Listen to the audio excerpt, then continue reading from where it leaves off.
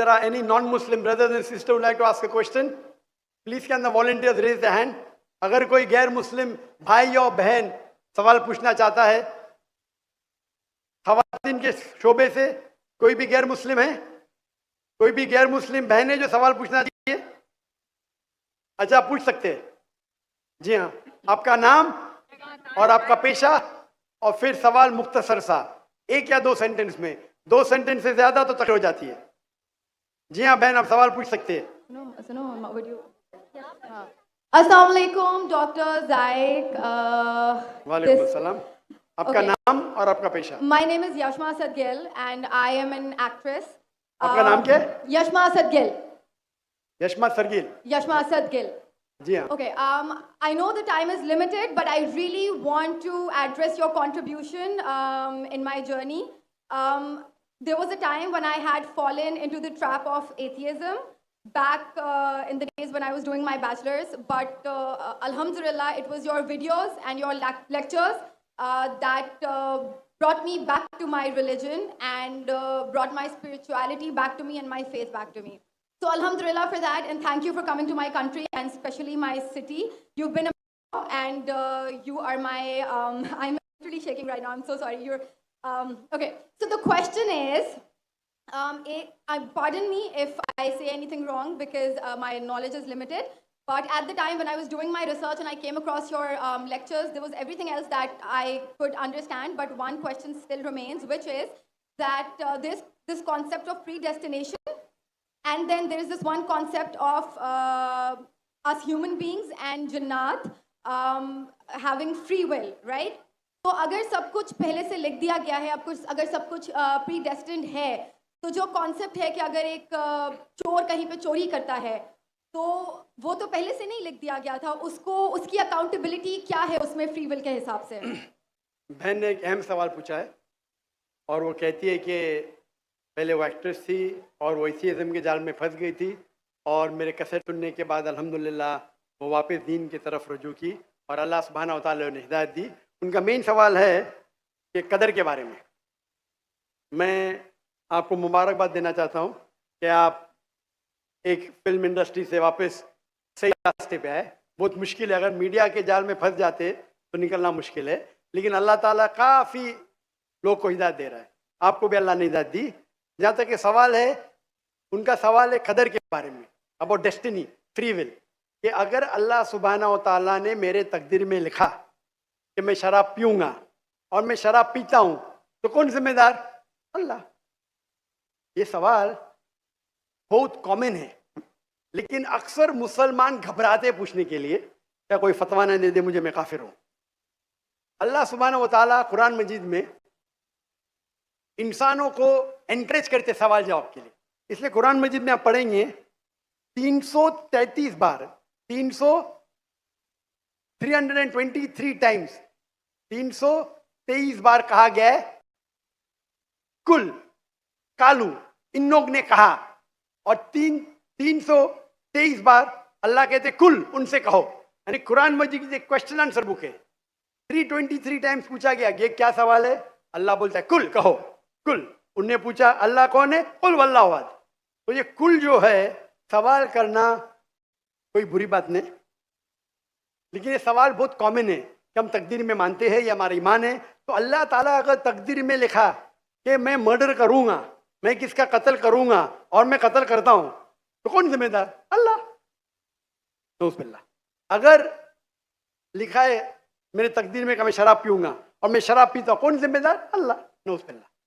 इसका जवाब ये है कि हमें समझना चाहिए तकदीर की क्या मानी है। और ये सवाल जब मैं दावती मैदान में पहले शुरू किया तो ये बहुत परेशान कर, किसने पूछा नहीं मुझे, अल्लाह की मदद है, अल्लाह की मदद है, जवाब मिलने के बाद ही लोग पूछते हैं।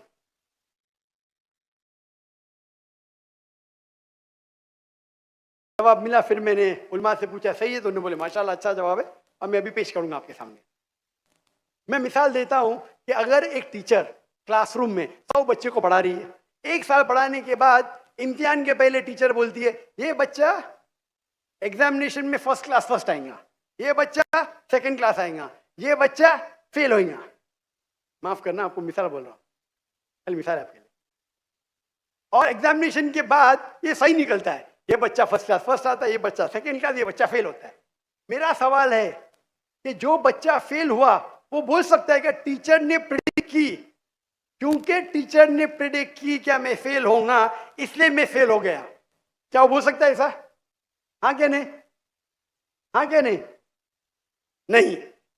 टीचर देखती थी कि ये बच्चा स्टूडियस है, बराबर होमवर्क करता है, ज़हीन है, ये बच्चा एवरेज है, ये बच्चा हॉकी खेलता था, क्लास में भी नहीं आता था, पिक्चर देखता था, तो ने देख के प्रिडिक्ट की। और टीचर अक्सर सही होती है, लेकिन इंसान है, गलती भी हो सकती। इसी तरीके से अल्लाह सुब्हाना व तआला एक इंसान नहीं है, अल्लाह के पास इल्मे गैब है। अल्लाह को पहले ही पता है आप क्या डिसीजन लेने वाले हैं। मिसाल के तौर पर चौराहे, वो चार में से एक सड़क को चुन सकता है, नंबर 1 सड़क, नंबर 2 सड़क, नंबर 3, नंबर 4, वो चुनता है नंबर 2 सड़क। चॉइस किसकी? चॉइस किसकी? इंसान की। हाँ क्या नहीं? हाँ क्या नहीं? लेकिन अल्लाह सुब्हानहू व तआला को इल्मे गैब है कि 5 तारीख को अक्टूबर के रात को 1 बजे, 1:15 बजे ये चौराहे पे आएगा, उसके पास 4 चॉइस थे, सड़क नंबर 1, सड़क नंबर 2, सड़क नंबर 3, सड़क नंबर 2 चुनेगा। तो अल्लाह ताला लिख देते तकदीर में पहले ही कि ये इंसान 5 अक्टूबर की रात को 1 बजे, 1:15 बजे सड़क नंबर 2 पे चुनेगा। तो सड़क नंबर 2 किसने चुना? अल्लाह ने या क्या इंसान ने? अल्लाह ने चुना या इंसान ने चुना? इंसान ने चुना। तो कौन जिम्मेदार, अल्लाह या इंसान? अल्लाह या इंसान? इंसान। वो आगे जाता है और 3 सड़क आते हैं, सड़क ए, सड़क बी, सड़क सी, वो चुनता है सड़क ए। अल्लाह ताला जानता है कि वो सड़क ए चुनेगा, लिख देता है। कौन जिम्मेदार? इंसान। अल्लाह जानते हैं कि ग्रेजुएशन पास करने के बाद वो इंसान ईमानदारी से कमा सकता है या चीटिंग करके कमा सकता है। वो चीटिंग करके कमाता है, अल्लाह ताला लिख देते कि ग्रेजुएशन के बाद ये इंसान को ऑप्शन नंबर था ईमानदारी से कमाए, चीटिंग करके कमाए, वो चीटिंग करके कमाएगा, एडवांस में लिखते। तो इससे हमें जाहिर होता है कि अल्लाह चुन रहा है कौन? इंसान। लेकिन अल्लाह ताला के पास इल्मे गैब है, तो अल्लाह ताला इसीलिए लिख रहे हैं क्योंकि वो जानते हैं क्या वो इंसान ये गलत काम करेंगे।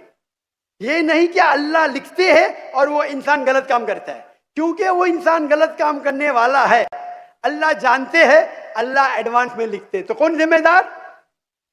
इंसान। ये गैब है और अल्लाह सुब्हानहू व तआला कभी गलती नहीं करते। अल्लाह ने आपको इख्तियार दिया कि आप चोरी करके जिंदगी बसर कर सकते या ईमानदारी से। आप ईमानदारी से करते, अल्लाह ताला लिख देते क्या ये इंसान ईमानदारी से जिंदगी बसर करेगा। तो कौन जिम्मेदार? इंसान। एक हदीस में आता है कि दुआ तकदीर को बदल सकती है। सही बात है।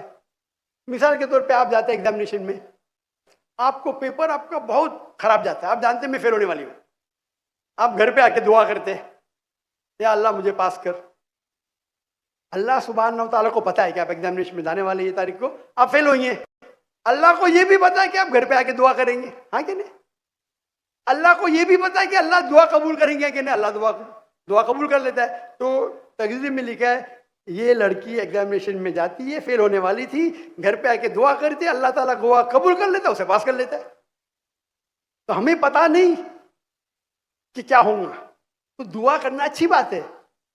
इसीलिए अल्लामा इकबाल फरमाते खुदी को कर इतना बुलंद कि हर तकदीर के पहले खुदा बंदे से खुद पूछे तेरी रजा क्या है। सुभान अल्लाह। तो तकदीर का मतलब अल्लाह सुब्हानहू व तआला ने आपको इख्तियार दिया है। 100% नहीं, 95%, 90। मैं चाहता हूं मैं दुनिया को तबाह कर दूं, अल्लाह ताला नहीं करेगा। लेकिन अल्लाह आपकी चॉइस आपके ऊपर छोड़ा है। आपको हिदायत दी कुरान में और हदीस में, आप फॉलो करो नहीं करो आपके ऊपर है, आपके ऊपर फ्री विल है। लेकिन अगर आप कोई गलती करते आप जिम्मेदार, आप कोई अच्छाई करते आप जिम्मेदार। तो इसीलिए तकदीर के बारे में अल्लाह को इल्म गैब है। तो जो भी गलत काम करते हैं आप करते हैं, अल्लाह ताला आपसे नहीं करवाता। तो ये अगर आप समझ लेंगे तो इंशाअल्लाह आप कुरान मजीद की जो तालीमात पे अमल करेंगे और इंशाअल्लाह आप जन्नत में जाएंगे। Hope that answers the question. जज़ाकल्लाह। एक हमारे नॉन मुस्लिम भाई हैं, वो सवाल पूछना चाह रहे हैं। जी, अपना नाम, प्रोफेशन और जामे और मुख्तसर सवाल पूछिए।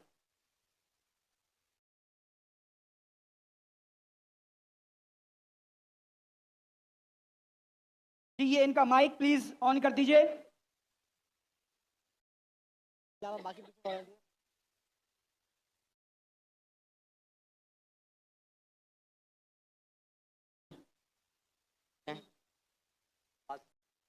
अस्सलाम वालेकुम डॉक्टर साहब। जी, मेरा नाम लक्ष्मण है।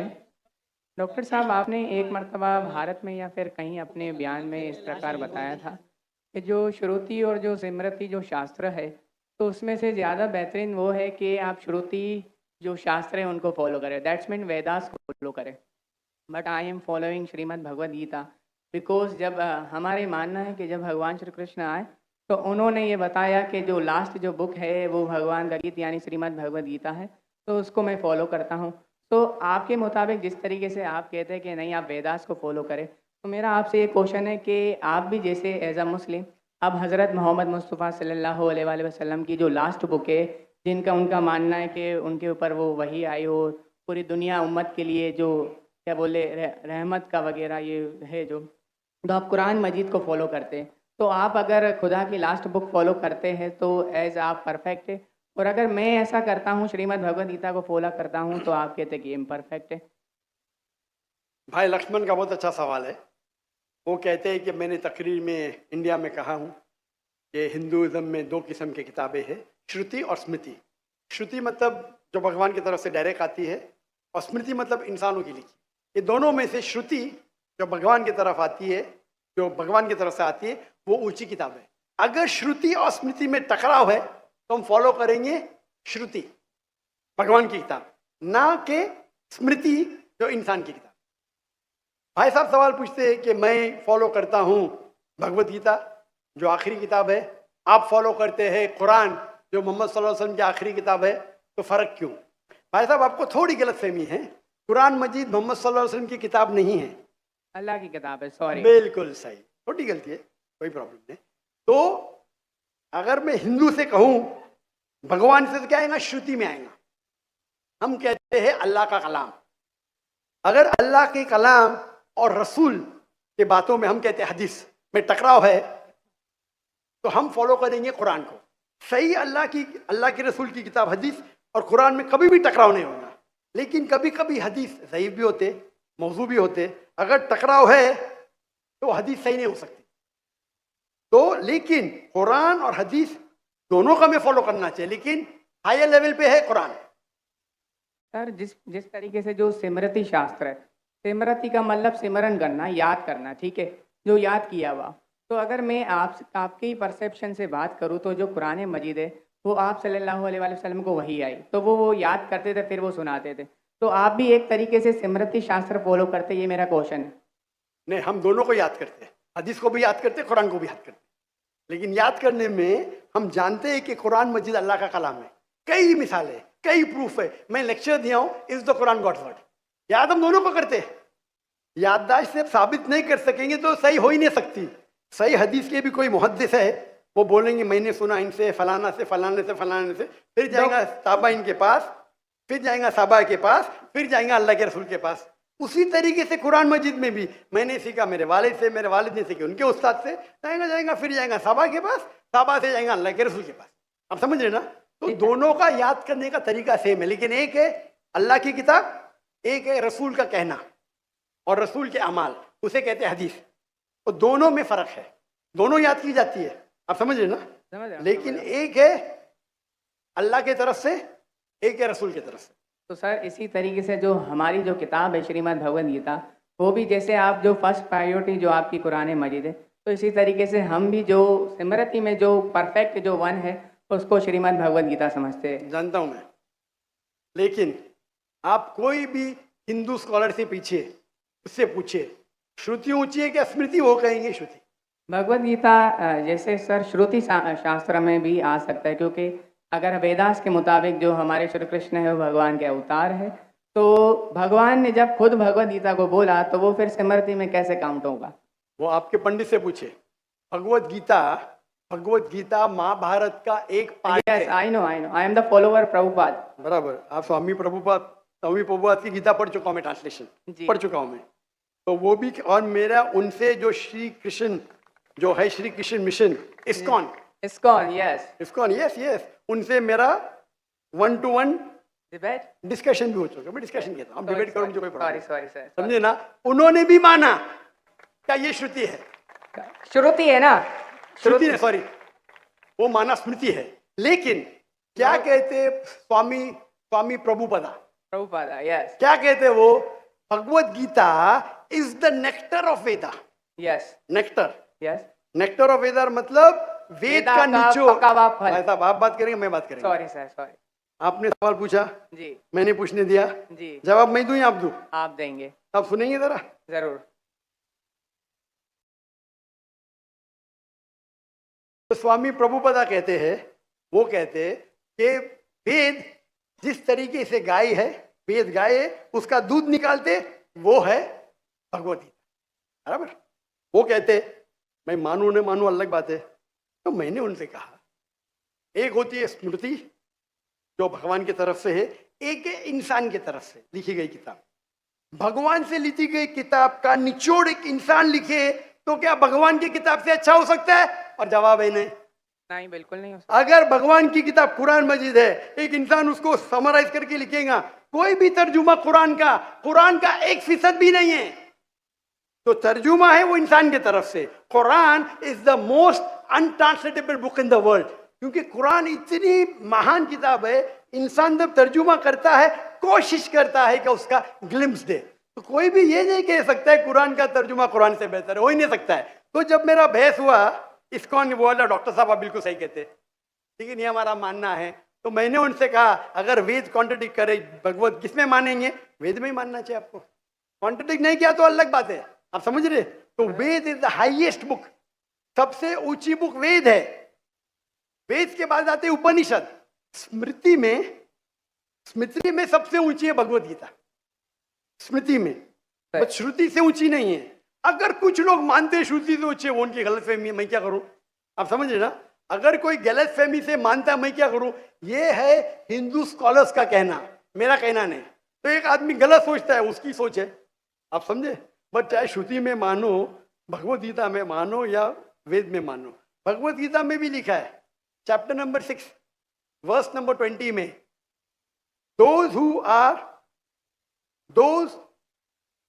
मैं कहता हूं, बाद में आप देख लीजिए। अच्छा, बोले, Those who are entangled with material things, they worship demigods. Chapter number 7 verse number 18, 19, 20 खोल के देख लीजिए। Yes. आपके प्रभुदा की ट्रांसलेशन है ये।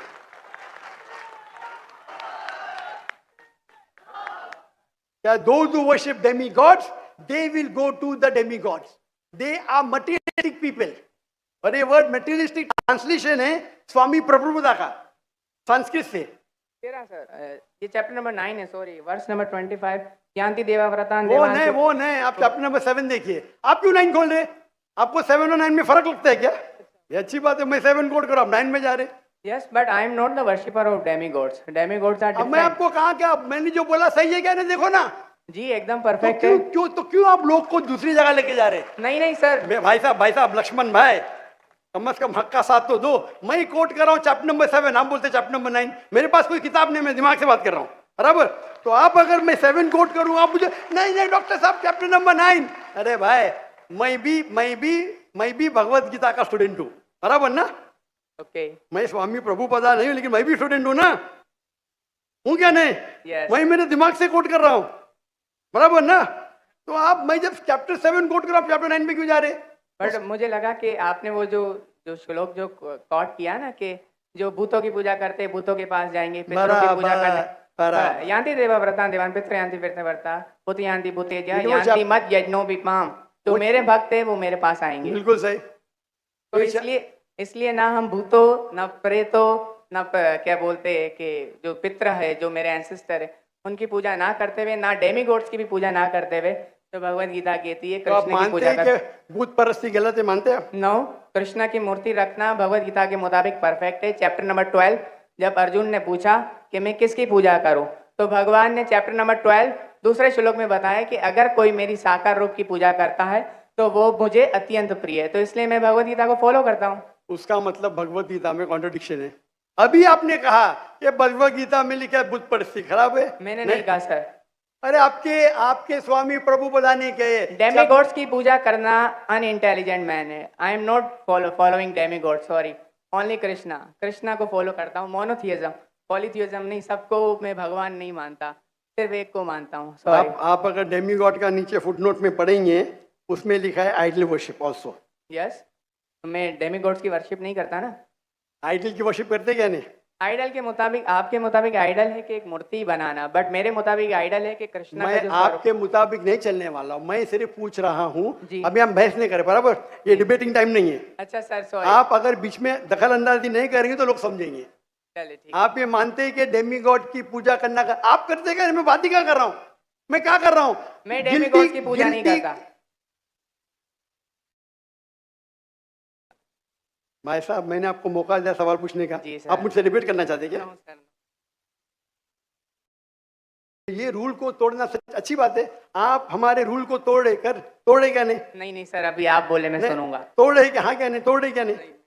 और मैं तो माशाल्लाह सब्र कर रहा हूँ, क्योंकि मेरा गैर मुस्लिम भाई मेरे सामने खड़ा है, मेरा हिंदू भाई सामने खड़ा। मुसलमान होता भाई मुसलमान होता था ना, मैं बोलता था हट जा भाई, क्योंकि तुम मेरे गेस्ट ऑफ ऑनर है। मैं सब्र कर रहा हूँ, मैं आपकी इज्जत कर रहा हूँ, लेकिन इज्जत करने का मतलब नहीं कि आप सब लोग का टाइम, हजारों लोग है इधर, बराबर ना? मैं तो खाली वेद के बारे में कह रहा हूँ। मैं कह रहा हूँ भगवत गीता के बारे में। अगर भगवत गीता और वेद में टकराव है, वेद में लिखा है Shvetashvatara Upanishad chapter number 4 verse number 19, ना तस्र प्रतिमास्ति। Yajurveda chapter number 32 verse number 3, ना तस्र प्रतिमास्ति। प्रतिमा मीन्स अक्ष, ट्रांसलेट करेंगे तो हो जाता है फोटोग्राफ, पेंटिंग, आइडल, स्टैच्यू। ना तस्र प्रतिमास्ति, वो खुदा, वो भगवान की कोई प्रतिमा नहीं, कोई फोटोग्राफ नहीं, कोई पेंटिंग नहीं, कोई पिक्चर नहीं, कोई आइडल नहीं, कोई स्कल्पचर नहीं। अभी मैं कोट कर रहा हूं वेदा। अगर वेदा और भगवत गीता में टकराव है तो हिंदू मजहब के हिसाब से आपको फॉलो करना चाहिए वेदा। आप नहीं करते, मैं क्या करता हूं? मैं जबरदस्ती नहीं कर सकता हूं। जी सर, मैं भगवत गीता फॉलो करता हूँ। करो ना, आपको जिसको फॉलो करने का करो, लेकिन मैं तो आपको बोल सकता हूँ ना क्या मैं जानता हूँ इल्म के बारे में। समझ गया। आपको भगवत गीता को फॉलो करने का है, स्वामी प्रभुदा को फॉलो करने का है, स्वामी प्रभुदा को पूछने का है। मैं थोड़ी रोक सकता हूँ, मैं खाली कह सकता हूँ क्या ये आपके किताब में लिखा है, आपको फॉलो करने का फॉलो करो, मत करने का मत करो। क्योंकि कुरान में लिखा है ला इकराहा फिद्दीन, दीन में कभी भी किसके साथ जबरदस्ती नहीं कर सकते। मैं आपसे बात कर सकता हूँ, माने तो अच्छी बात, नहीं माने तो मैं कहूंगा नो प्रॉब्लम, मैं आपसे झगड़ा नहीं करूंगा, बराबर ना?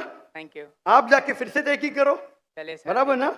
आपके मेरा क्राइटेरिया क्या है? कोई मुझसे डिबेट करने चाहता है तो मेरे टक्कर का लेकर, लोग बोलेंगे अरे बच्चे से डिबेट कर रहा है जाकिर, मेरी भी इज्जत है ना भाई, है क्या नहीं मेरी इज्जत? आपको मैंने सुना है। अभी फिर से बात कर रहे हैं आप, फिर से बात कर रहे हैं। मैं आपके श्री श्री रविशंकर, श्री श्री रविशंकर, लाखों लोग उनको भगवान मानते हैं, पता है आपको? नहीं, आप नहीं मानते, आप तो मानते नहीं भाई, आप तो कृष्ण के भक्त है। जी सर। किसके भक्त है? कृष्ण, परम पुरुषोत्तम भगवान श्री कृष्ण। कृष्ण के भक्त है। लेकिन मैंने डिबेट किया श्री श्री रविशंकर, हजारों लोग उसको भगवान मानते हैं। उनने कहा मैंने 4 साल की उम्र में भगवत गीता को रट दिया। मेरे डिबेट में एक श्लोक ने बोली भगवत गीता के बारे में, 4 साल की उम्र में, बाय मेमोरी। तो मेरा कहना यह है, आप अगर चाहते हैं मेरे से कोई डिबेट करे तो मेरा मजमा 10 लाख का है, कम से कम 2% तो लेके आओ, 20,000। आपके हिंदू में से कोई भी 20,000 इकट्ठा कर सकता है और मुझसे डिबेट करना चाहता मैं करूंगा।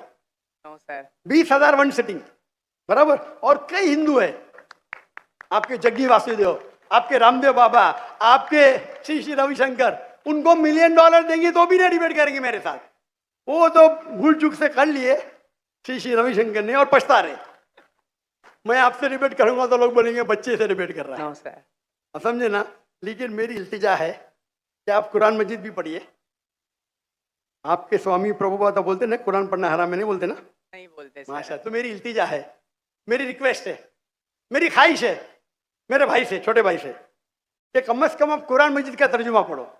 उसको अरे। मानना जरूरी नहीं है, नो, बराबर ना? ठीक है। अभी इतने घंटे आपने दिए, मैंने आपको टाइम दिया, मेरी एक रिक्वेस्ट है, खुले दिल से कुरान मजीद पढ़ो। उसके बाद कोई मजबूरी नहीं मानना है मत मानो, आपको कोई, जिस तरीके से मैंने भगवत गीता पढ़ा, यस, एक बार नहीं कई बार, और सबसे ज्यादा पसंद मुझे स्वामी प्रभुपदा की भगवत गीता, इस्कॉन की है, धन्यवाद सर। बराबर ना? Thank you. तो आप तो कम से कम एक बार पढ़ो कुरान मजीद।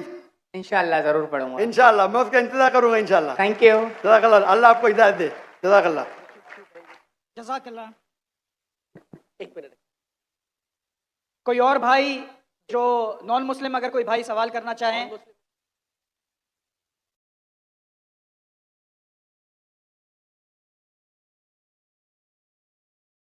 कोई और नॉन मुस्लिम भाई या मेरी बहन सवाल करना चाहे? नॉन मुस्लिम, पहला हक कोई नॉन मुस्लिम भाइयों का है। अगर वो ना हो तो फिर हम जाएंगे अपने मुस्लिम बहन भाइयों की तरफ।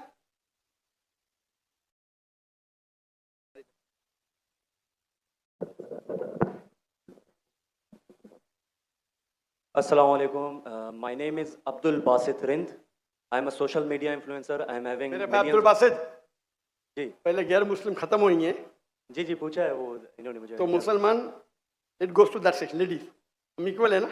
आप जेंट्स का खत्म हो, लेडीज से पूछेंगे, आपकी तरफ आएंगे इंशाल्लाह। इन्नल्लाह मा साबरीन।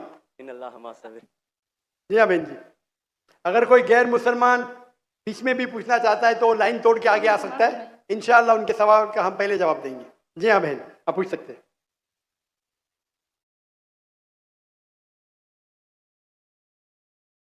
अस्सलाम वालेकुम सर।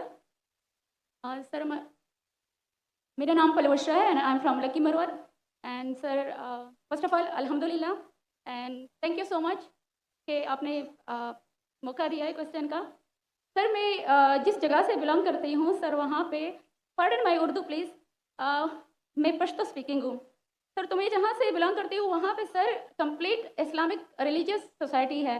वहाँ ख़वातीन घर से बाहर बिला ज़रूरत नहीं जाती सर। वहाँ पे औरतें जो हैं वो घरों में रहती हैं एंड मर्द कोई नमाज नहीं कज़ा करते। और हर शब जुमा को जो तबलीगी जमात के या जितने भी दावा होते हैं, दावत इल्लाह के रास्ते में निकले हुए लोगों का बयान होता है हर शब जुमा को, तो सर वहाँ पे जाते हैं। रिसेंटली एक बहुत बड़ा तबलीगी इज्तिमा भी हो गया सर वहाँ पे, और हमारे इलाके में तमाम लोग बहुत रिलीजियस और यानी उनका सोशल कंडक्ट जो है वो भी रिलीजियस बेस पे है। बट सर मेरा क्वेश्चन यहाँ पे ये है कि आपके विस्डम के मद्देनज़र, यानी अकॉर्डिंग टू यूर विस्डम, क्या रीज़न हो सकती है कि सर वहाँ पे drug addiction, adultery, paedophiles and different जैसे सूद और इस तरह के बुराइयाँ जड़ पा चुकी हैं। एंड सर वहाँ पे जो, अच्छा सर एक मुझे आपके बयान के बीच में एक सवाल मेरे माइंड में आया, वो भी साथ ही पूछ लेती हूँ। एक सवाल पूछिए बहन जी। ओके एक सवाल। सर। और शॉर्ट सर सर तो आप रीज़न क्या बता सकते हैं कि वहाँ पे सोसाइटी क्यों कोलैप्स हो रही है एंड हमारे उलमा इनको कॉल आउट क्यों नहीं करते, स्पेसिफिकली पीडोफाइल्स को? इनका सवाल है कि उनके माशरे में जहाँ से वो आती है, वो ख़वातीन बहुत इस्लामिक ख़वातीन हैं, वो घर के बाहर ज़रूरत के बिना बाहर नहीं निकलती। मैं भी घर के बाहर ज़रूरत के बिना नहीं निकलता हूँ। मर्द को भी घर के बाहर ज़रूरत के बिना नहीं निकलना चाहिए, आगे नहीं। आप निकलते ज़रूरत के बिना बाहर? कोई निकलता है? यहाँ भी नहीं निकलते माशाल्लाह। आपका सवाल है कि आपके माशरे में माशाल्लाह बहुत इस्लामिक है, इज्तिमा होता है, लेकिन वहाँ पीडोफाइल, अगर मैं सही सुना हूँ, बहुत कॉमन है। Exactly sir. और आपने कहा कि ज़िना भी कॉमन है। ज़िना सर अभी होता जा रहा है, बढ़ता जा रहा है। एंड स्पेसिफिकली पीडोफाइल्स जो कि बच्चों को मैनिपुलेट कर लेते हैं और Yeah. वो फिर उन बच्चों को, वो जब बड़े होते हैं तो अगेन ये साइकिल चलता जा रहा है सर। ये बहुत बड़ा गुनाह है जो वहाँ होता है, चलता जा रहा है। बहन जी आपके कोई सवाल में तकरार है। आप कहते मेरा माशरा इस्लामिक है, फिर बोलते पीडोफाइल है। सर ये कह रही हूँ कि वही पीडोफाइल्स सुनिए मस्जिदों में भाई जाते हैं, भाई वही बहन pedophiles। आपने सवाल पूछा, आप जरा आप खामोश रहेंगी? आपने सवाल खत्म हो गया ना? मेरा जवाब सुनना चाहती क्या नहीं? आप जी सर। आप सुनना चाहती क्या नहीं? जी सर। तो आपका सवाल खत्म। जी सर। अभी मेरा जवाब सुनिए। आपने जो सवाल किया मेरे हिसाब से कॉन्ट्रडिक्शन है। आपने कहा मेरा माशरा बहुत इस्लामिक है और मेरे माशरे में पीडोफाइल है, दोनों में टकरार है। कोई भी इस्लामिक माहौल में पीडोफाइल हो ही नहीं सकता। इधर आपका पहला पार्ट गलत है या दूसरा पार्ट, ये मुमकिन ही नहीं है। बहुत इस्लामिक को चोरी कर रहा है, मुमकिन ही नहीं है। आपको मानना पड़ेगा आपके सवाल में खता है, पहले बार या दूसरे बार, हाँ क्या नहीं? सिंपल। मेरा माशरा बहुत इस्लामिक है, पीडोफाइल है। पीडोफाइल मतलब बच्चों के साथ जिना करना, हो ही नहीं सकता है। कौन से इस्लामिक किताब में लिखा हुआ है? कुरान मजीद में लिखा है? कौन सा चैप्टर है, कौन सा वैसे का पीडोफाइल करना चाहिए? कौन से हदीस में लिखा है? आपका ये कहना या पहले बार गलत या दूसरे बार, दोनों बार तो सही। इसीलिए आपके सवाल में तकरार है। आपको ये कहना चाहिए कि मेरे माशरा समझता है बहुत इस्लामिक है तो मानूंगा। ये बोलना इस्लामिक है, खवातीन बाहर निकलते ही नहीं जरूरत के बिना, और आदमी लोग निकलते बाहर जरूरत के बिना, ये तो प्रॉब्लम है। क्या जरूरत है? पीडोफिलिया। इसीलिए कभी भी किसी पे इल्जाम लगाने के पहले 10 बार सोचो। अगर ये आप अल्लाह के दरबार में सवाल करेंगे आप तो फंस जाएंगे मेरे बहन। आपको माफी मांगना चाहिए कि आपका सवाल गलत है। सर मेरा यही सवाल है कि वहाँ पे यही रिलीजियस बहन लोग बहन pedophile हैं। बहन जी, आपको पहला कबूल करने पड़ेगा मेरा सवाल। अगर आप कबूल नहीं करेंगे तो मेरा जवाब खत्म। ओके सर, मेरे सवाल की नौयत गलत है। नौयत गलत नहीं, सवाल गलत है, आप गलत है। आप ये इल्जाम लगा रहे हैं आपके माशरे पे। पहला कहते इस्लामिक है, फिर कहते पीडोफिलिया, दोनों गलत है। दोनों में से एक तो सही रहेगा या एक गलत रहेगा। दिस इज कॉल, ये क्या होता है, आप मीडिया को सुन सुन के रिपीट करते हैं। दोनों तो सही हो ही नहीं सकता है। अगर दोनों सही है तो कुरान में गलती है ना, उस बिल्ला किधर कुरान में लिखेला का बच्चों लोग के साथ जिना करो? तो बहुत से बार ये मीडिया में काम है, इल्जाम लगाओ, सवाल पूछो, कुछ भी दो। कुरान मजीद में लिखा है सूरह हुजुरात में, सूरह नंबर 49 आयत नंबर 6, जब भी कोई इंफॉर्मेशन आता है आप तहकीक करो उसे दोहराने के पहले। आप सारे मजमे में दोहरा रहे हैं, हजारों का मजमा है, 20,000 25,000, और आप ये कह रहे हैं मेरा इस्लामिक माशरा है, फिर कहते पीडोफिलिया है, अने आप इस्लाम पे तोहमत लगा रहे मेरी बहन, और आप माफी भी नहीं मांग रहे। ये होता है, गलती बोलने के बाद भी माफी मांगने को तैयार नहीं। और can we have the next question? दूसरा सवाल।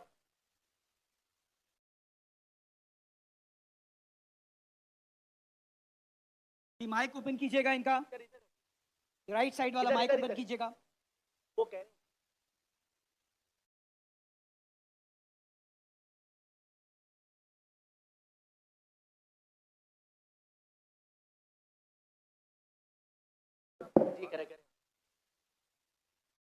Assalamu alaikum. My name is Abdul Basit Rind. I'm a social media influencer.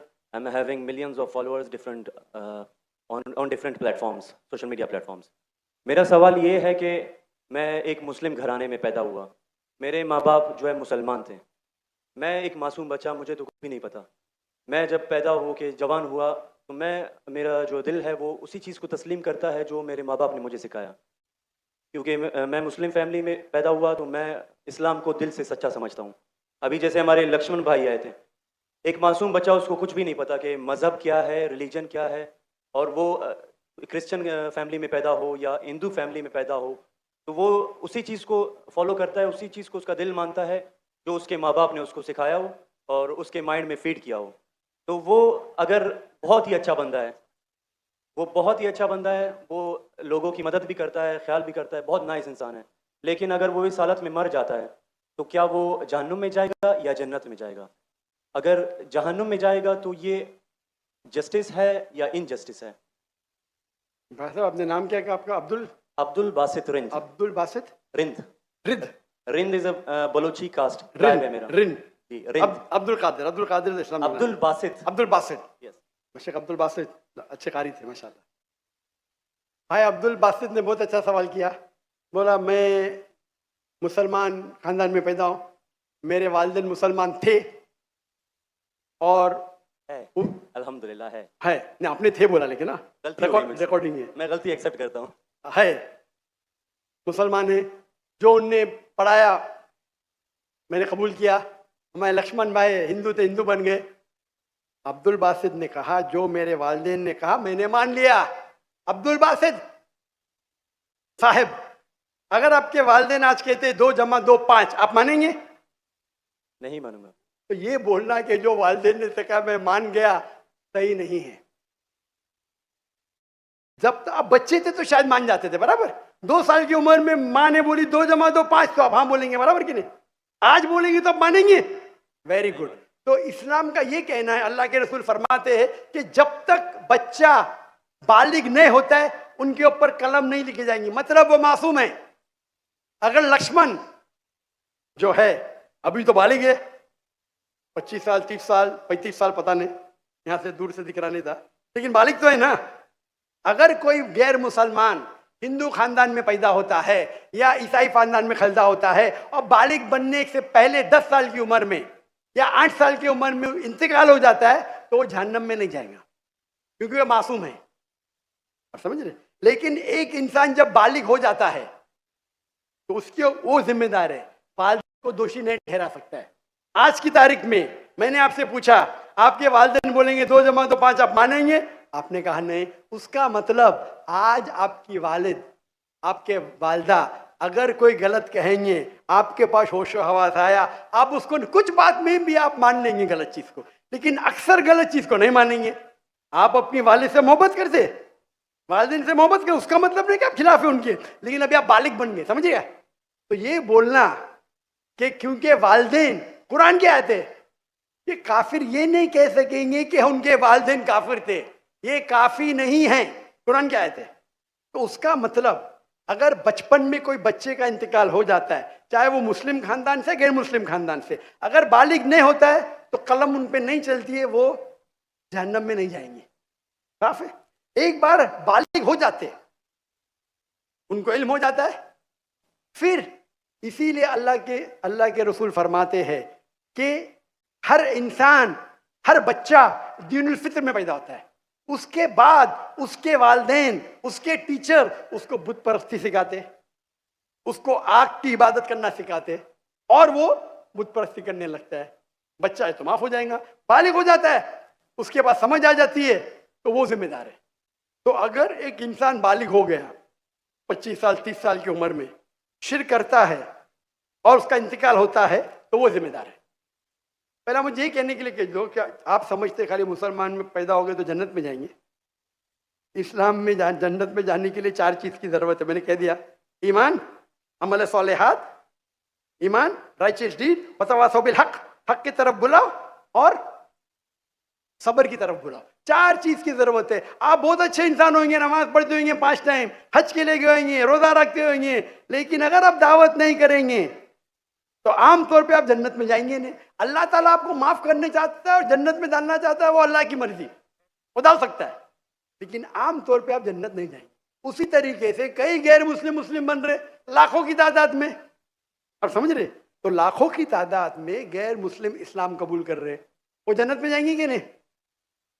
सवाल जाएंगे कि नहीं? बिल्कुल जाएंगे। और एक आदमी आज अगर इस्लाम कबूल करता है, अल्लाह ताला के रसूल फरमाते हैं उसके सब गुनाह माफ। तो आपसे अच्छा मेरे से अच्छा हो गया ना? हम कितने भी अच्छे गुनाह तो थोड़े करते होंगे, छोटे मोटे।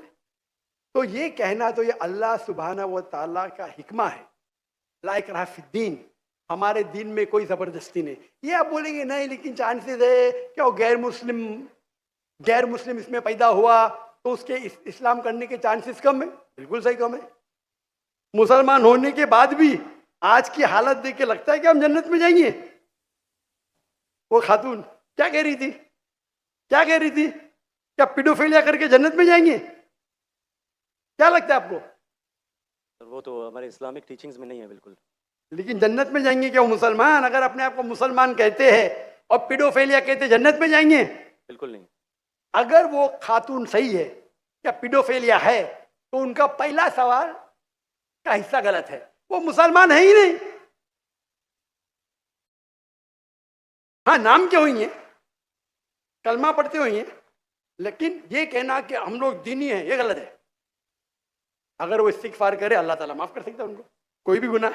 लेकिन ये कहना कि इस्लामिक है, नाम के मुसलमान होंगे या नॉट प्रैक्टिसिंग मुस्लिम होंगे, तो हमें गलत फहमी है कि मुसलमान फैमिली में पैदा हुए तो जन्नत की टिकट मिल गई, ये हमें गलत फहमी है। मैं भी जिद्द हो, मुझे भी पता नहीं मेरी जन्नत की टिकट है, इसीलिए मेहनत करता हूँ, रात रात जागता हूँ, दुआ करता हूँ अल्लाह ताला कबूल फरमाए। अल्लाह के रसूल हर रोज 70 बार इस्तिगफार करते थे। कितने बार? 70 बार। अल्लाह के रसूल सबसे बेहतरीन इंसान दुनिया में, सबसे बेहतरीन मुसलमान 70 बार इस्तिगफार करते थे। कहते थे कि मेरा रब जो मुझे इतने नियामत देता है, मैं जो कुछ करता हूं माफ करता है, मैं इन्हें इस्तिगफार करूं तो कौन करेगा? तो ये आज के हमारे माशरे में गलत फहमी है कि हम मुसलमान हैं तो बस जन्नत की टिकट मिल गई हमें, हम दुआ करते अल्लाह ताला में माफ़ करे। तो अल्लाह सुब्हाना व ताला अगर कोई गैर मुस्लिम पैदा होता है और बालिग बनने के पहले मर जाता है तो वो जहन्नम में नहीं जाएगा। बालिग बनने के बाद उसकी गलती है, ही इज रिस्पॉन्सिबल। आप जिस तरीके से बोलते हैं 2 जमा 2 5 में नहीं मानूंगा, तो वो क्यों मान रहे बुत परस्ती गलत है? और मेरे हिसाब से 2 जमा 2 5 और बड़ी गलती है बनिस्बत बुत परस्ती करना। समझ रहे? क्योंकि अल्लाह सुब्हाना व ताला हमारे खालिक, हमारे मालिक, जिसने इतनी नियामत दी हमें, हम उसका शुक्र अदा नहीं कर सकते। मैथ्स में गलती करना थोड़ी गुनाह है क्या? अगर कोई मुस्लिम 2 जमा 2 5 बोलेगा जन्म में जाएगा, आप बोलेंगे भाई इल्म नहीं है, मैथ्स में कमजोर है, बराबर कि नहीं? आप थोड़ी उसको मर्डर थोड़ी कर सकते, आप उसको नहीं कर सकते ना। तो कौन बड़ा गुनहगार? 2 जमा 2 5 कहने वाला क्या जो बुत परस्ती करता है? अल्लाह ने हमको इतनी नियामत दी, बराबर, हम अल्लाह का शुक्र अदा करते? कितने लोग शुक्र अदा करते कि अल्लाह ने हमें इतना अच्छा घर दिया, इतने अच्छे कपड़े दी, इतने अच्छे गाड़ी दी, खाना दिया? हम कितने बार शुक्र अदा करते? कितने बार हम शुक्र अदा करते? पानी पीना, अगर कुछ दिनों के लिए 2-3 हफ्ते के लिए पानी नहीं मिला मर जाएंगे, कितने बार शुक्र अदा करते? मैं पूछना चाहता हूं इतने बड़े मजमे से कितने लोग ने अल्लाह का शुक्र अदा किए कि हमें सांस, ऑक्सीजन दे रहा है? कितने लोग ने शुक्र अदा किया? अल्लाह का हाथ ऊपर करो। सांस के लिए, सांस के लिए, सांस के लिए, पानी के लिए नहीं, पानी के लिए नहीं। जो अल्लाह ताला हमें एयर दे रहा है ताकि हम जी सके, आधे घंटे के लिए हमें हवा नहीं मिलेंगे मर जाएंगे, कितने लोग ने शुक्र अदा किया अल्लाह का सांस के लिए?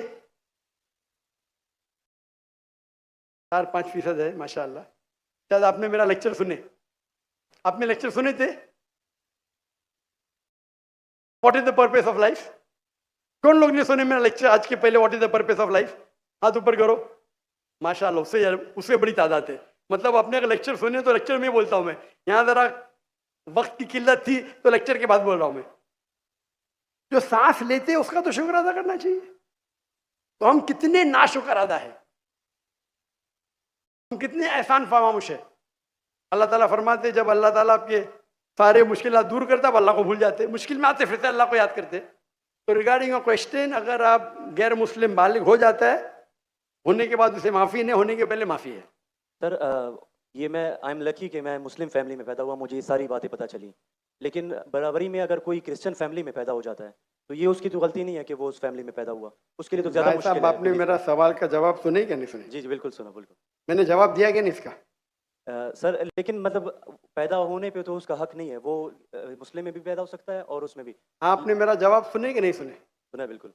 मैंने आपका सवाल का जवाब दिया कि नहीं? दिया बिल्कुल। तो दिया तो फिर से क्यों दोहरा रहे? मैंने साफ कह चुका हूं, मुसलमान फैमिली में पैदा होना जन्नत की टिकट नहीं है, और गैर मुसलमान फैमिली में पैदा होना जहन्नम की टिकट नहीं है। लेकिन उसके लिए ज्यादा मुश्किल होगा ना जो क्रिश्चियन होगा। आपको लगता है, आपको लगता है, क्योंकि आपको गलत फहमी है कि मैं 100% जन्नत में जाऊंगा। मुझे तो, मैं मेहनत क्यों कर रहा हूं? क्यों मैं दुनिया भर घूम रहा हूं? क्यों? अल्लाह के रसूल फरमाते जो ला इलाहा इल्लल्लाह मोहम्मद रसूलुल्लाह कहता है वो जन्नत में जाएगा। लेकिन कलमा पे अमल तो करना चाहिए। हम जो मुसलमान के हालात देख रहे, मुझे लगता तो नहीं है। बिल्कुल नहीं। आप समझ रहे मेरे जवाब को? जी मैं समझ रहा हूँ बिल्कुल। हम 25% है, कितना? 25%, 2 बिलियन। 2 बिलियन कितने अरब बोलते? 2 अरब, 2 अरब, 2 अरब, अरब तो बहुत है यहाँ। तो ये हमारी गलत फहमी है। हम गलत फहमी के शिकार है कि हम जन्नत में जाएंगे। हम कह रहे थे इंशाअल्लाह अल्लाह हमारे गुनाह को माफ़ करेगा तो इंशाअल्लाह जन्नत में जाएंगे इंशाअल्लाह। तो ये अल्लाह सुब्हानहू व तआला का फरमाते कुरान मजीद में, कोई भी काफिर अल्लाह के जस्टिस को डिनाई नहीं करेगा। ये नहीं कहेगा कि मेरी से नाइंसाफ, जिस तरीके से आप बोल रहे हो, वो कहेंगे अल्लाह ताला मुझे और एक मौका दे दे। अल्लाह बोलेंगे खत्म हो गया टाइम, इस दुनिया में बहुत मौके दिए, बराबर ना, बहुत से लेक्चर मिले, हो सकता है जाकिर नायक का लेक्चर सुना।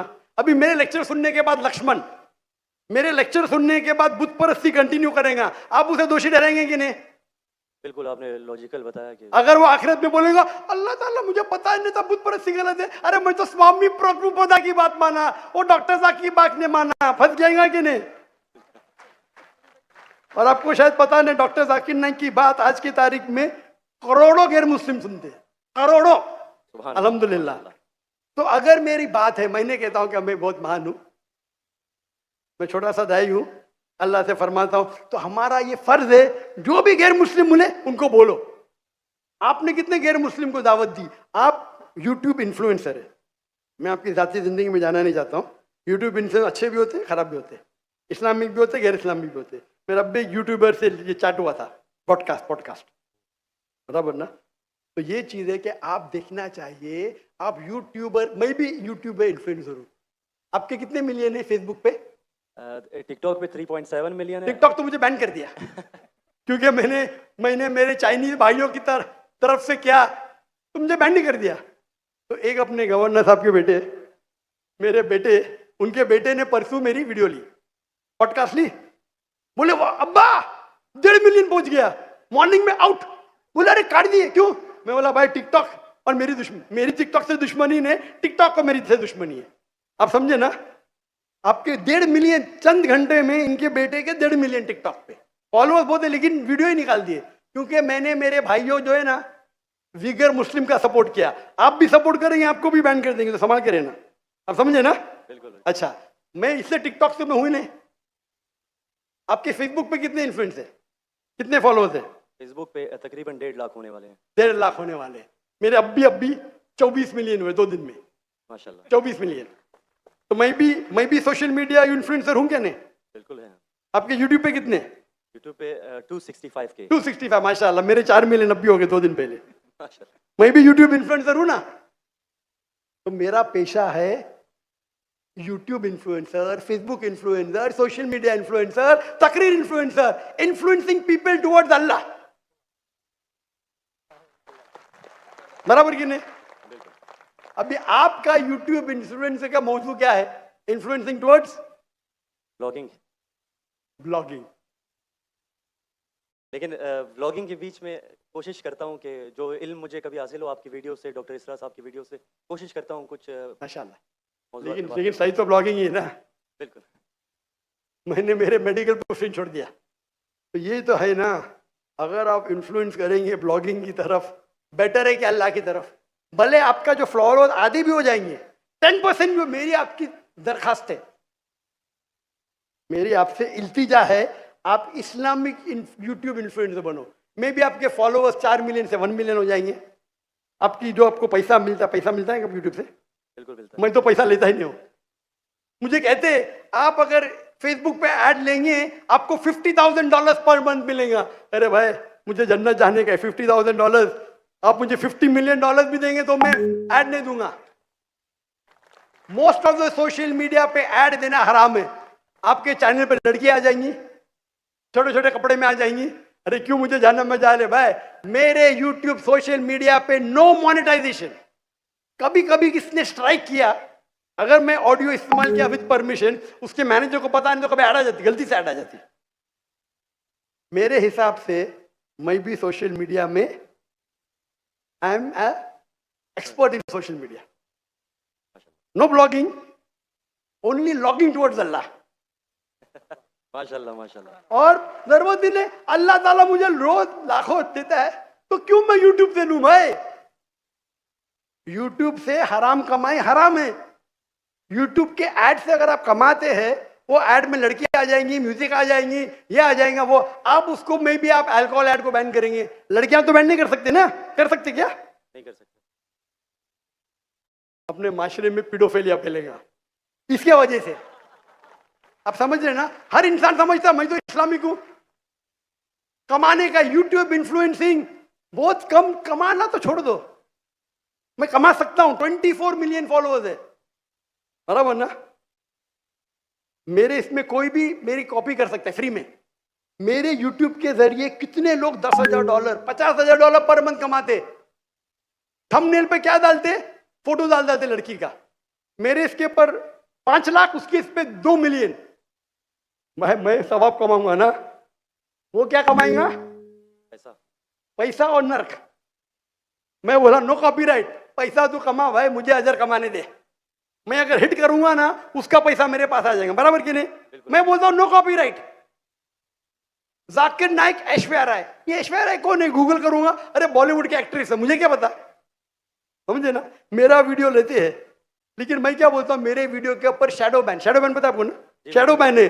मैं बोला भाई काम करो, पैसा कमाओ, मुझे सवाब मिलने दो। मैं रील्स करता हूं, मेरा वीडियो पहले 100,000, 1 मिलियन, अभी 2,000, 3,000, अभी पाकिस्तान में माशाल्लाह बढ़ गया, 1 लाख 2 लाख हो गया, क्योंकि हिट बहुत है। तो मैं बोलता हूं भाई तुम लोग कमाओ पैसा, मुझे सवाब कमाने दो। We are specialise in social media. हम सोशल मीडिया में स्पेशलाइज्ड है, किस तरीके से थंबनेल बनाना, what is the difference between Facebook, what is the difference between. मैं कहता हूं मैं अल्लाह इन्फ्लुएंसर हूं, अल्लाह सेंटर्ड। मेरी आपसे इल्तिजा है, मेरी आपसे दरखास्त है, मैं मोहब्बत से मेरे भाई अब्दुल बासित, अल्लाह की तरफ लोग को, अल्लाह ने अगर आपको हुनर दिया है इन्फ्लुएंस करने का, अल्लाह की तरफ इन्फ्लुएंस करो, इंशाअल्लाह आपकी फॉलोइंग डबल ट्रिपल हो जाएंगी इंशाल्लाह अल्लाह अगर तो। और अल्लाह ताला आपको रिस्क देगा। जो रिस्क है आपके इसमें आएगा, कौन निकाल नहीं सकता है? अल्लाह देखता है हराम का रिस्क है, हलाल का रिस्क। आप समझते हैं कि आप ऐड बंद कर जाएंगी तो रिस्क बंद हो जाएंगी, ऐड बंद करो रिस्क डबल हो जाएंगी इंशाअल्लाह। अल्लाह ताला के बहुत से दरवाजे खुलेंगे। आप बोले आप मुझसे इन्फ्लुएंस हुए, बिल्कुल सही, टोटल इन्फ्लुएंस नहीं हुए। अगर टोटल इन्फ्लुएंस होते थे तो इंशाअल्लाह आप डॉक्टर इस्लाम अहमद से इन्फ्लुएंस थे। आप अगर डॉक्टर इस्लाम अहमद को बोलेंगे ब्लॉगिंग कर रहा हूँ, खुश होंगे वो? बिल्कुल भी नहीं। येट अल्लाह आपको हिदायत दे, अल्लाह आपको अजर दे, आप अच्छा काम करें इंशाअल्लाह। खाली थोड़ा ट्विस्ट लेके आइए। तो जिसने मेरा पॉडकास्ट किया, जो भी किया है, मैं उसको भी हिदायत दी, नहीं डॉक्टर साहब मैंने भी नया चैनल इस्तेमाल किया, अच्छी बात है, करो भाई। एक दिन में 1.2 मिलियन, एक दिन में कितना? 1.2 मिलियन। 1.2 million viewer. मेरे बेटे ट्रैक कर रहे थे, 2 दिन में 2 मिलियन। अब भी पॉडकास्ट लिया, मलेशिया आए थे मेरे पास लेने के लिए। हाँ लो भाई, चलो भाई, पाकिस्तानी है, मोहब्बत करते हैं अल्हम्दुलिल्लाह। अभी 5 मिलियन के ऊपर हो गया एक हफ्ते में, एक दिन में 1.2 मिलियन। ये मैंने वो वीडियो देखी है। अच्छी है क्या? अच्छा लगे 1.2 मिलियन एक दिन में, 24 घंटे से कम, अच्छा है कि नहीं? मैंने खुद यही सोचा था कि आपका अकाउंट जो है शैडो बैन है, क्योंकि दूसरों को इतने व्यूज मिल रहे हैं, आपको उतने। हाँ नहीं, मेरा चैनल बैंड है, मैं नहीं बैंड हूँ। टिकटॉक पे मैं बैंड हूँ, टिकटॉक पे पूरा बैंड, क्योंकि मैं, मेरे भाई जो है ना चाइना में, मेरे लिए दिल उनका है। टिकटॉक बैन करेगा क्या फर्क पड़ता है? अल्लाह मुझे बैन नहीं करना चाहिए, बराबर ना? बराबर। मैं बात नहीं करना चाहता हूँ हमारे देश के, मुसलमान देश के, जब प्राइम मिनिस्टर से पूछते विगर मुस्लिम के बारे में, हमको पता ही नहीं। अरे कैसा पता नहीं? आप अगर मुसलमान देश के प्राइम मिनिस्टर है, आपसे पूछा जाता है विगर मुस्लिम के बारे में, आपको बोलता पता ही नहीं। क्या हो गया हमारे माशरे को? अगर हमारे भाई विगर मुस्लिम, उन पे जुल्म हो रहा है, आप बोलते पता ही नहीं। जब मैं डंकी की चोट पे उनको सपोर्ट किया मलेशिया में, टिकटॉक पे बैन नहीं करते किसको, पता है ना? जाकिर नाइक को। तो मेरा गर्व से, अच्छा माशाअल्लाह, शैतान ने मुझे बैन किया, अल्हम्दुलिल्लाह। वहां के दरवाजे बंद तो यहाँ के दरवाजे खुले। अल्लाह ताला टेस्ट करता है आपको, अल्लाह ताला इम्तिहान लेता है, आपकी इम्तिहान लेता है। भाई मैं टेस्ट करूंगा आपको क्या करने का। अल्लाह सेंटर बनो, लोग को अल्लाह की तरफ लेके आओ, अल्लाह इन्फ्लुएंसर बनो, इंशाअल्लाह दुनिया में फायदा होगा कि नहीं होगा, आखिरत में तो आपकी जन्नत confirm. Thank you so much. जी बहुत शुक्रिया। ये सेंटर से मैं दरख्वास्त करूंगा, सेंटर में अगर माइक मौजूद है तो इनको मौका दिया जाए। इससे पहले मैं एक पर्स मेरे पास आया, उमर सुफियान है कोई जिनका ये पर्स हो, ये निशानी बता के सिक्योरिटी वालों से कलेक्ट कर लें प्लीज़।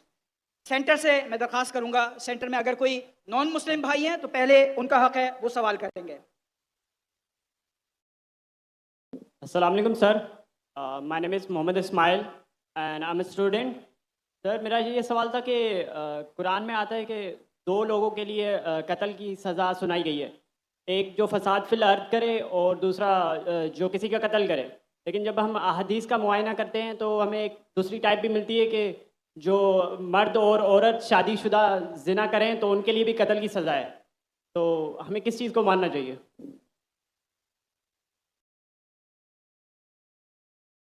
साहब ने पूछा, कुरान मजीद में हमें हिदायत मिलती है कि जो अर्द में फसाद करे या किसका कत्ल करे उनके लिए सज़ाए मौत है।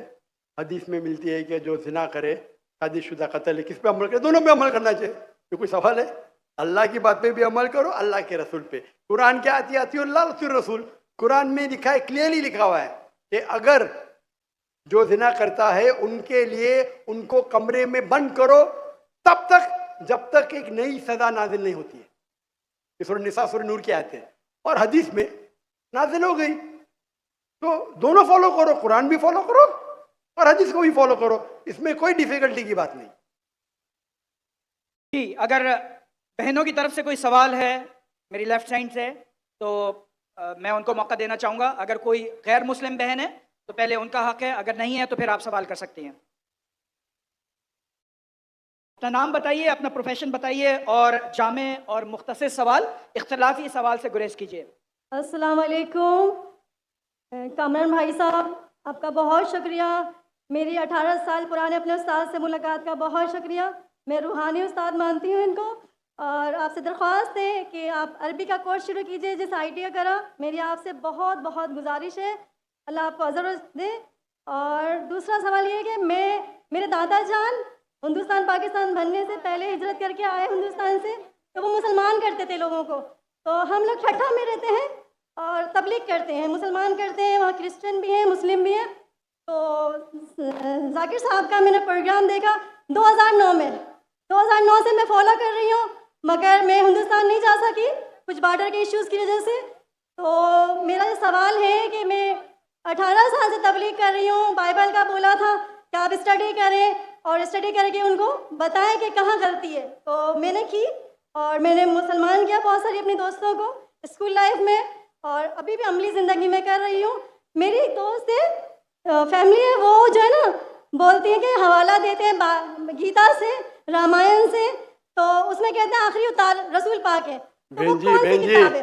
वो कौन सी किताब है?